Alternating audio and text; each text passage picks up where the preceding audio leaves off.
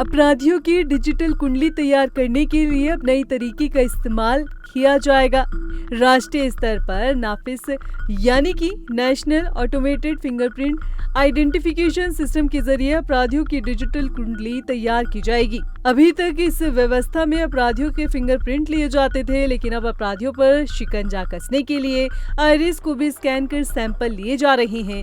जानकारी के मुताबिक नाफिस ऐप फिंगरप्रिंट डाटाबेस है, अपराधियों के डिजिटल डाटा सुरक्षित करने में मदद करता है।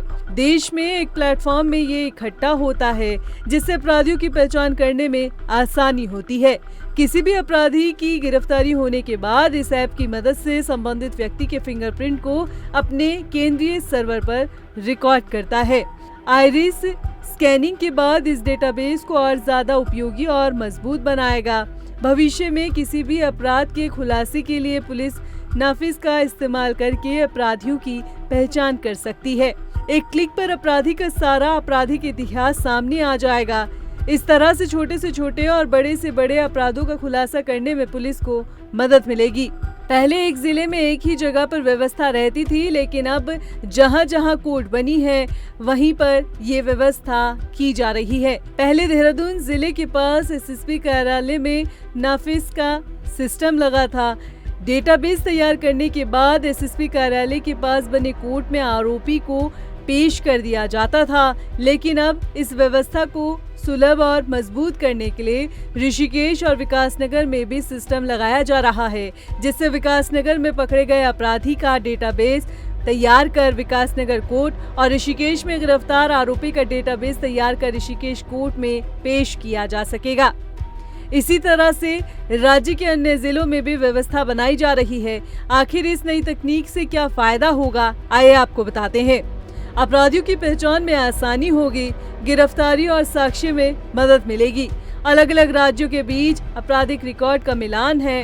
अंतर्राज्यीय अपराधों को सुलझाना आसान होगा, जांच में मदद मिलेगी, समय भी बचेगा।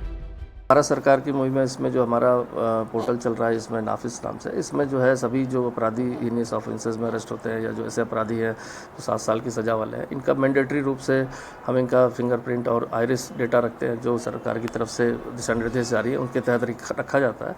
और भविष्य में अगर कहीं कोई आपराधिक घटना होती है तो जिससे कि अगर उनसे मैच करने के लिए, चूँकि ऑटोमेटेड सिस्टम है, अगर कहीं हमें फिंगरप्रिंट ऐसे मिलते हैं किसी घटनास्थल पर और वो कहीं मैच करते हैं तो अपराधी का तत्काल पता चल जाता है, जो पूर्व के जैसे कहते हैं चोरी या अन्य वारदातों में रहते हैं।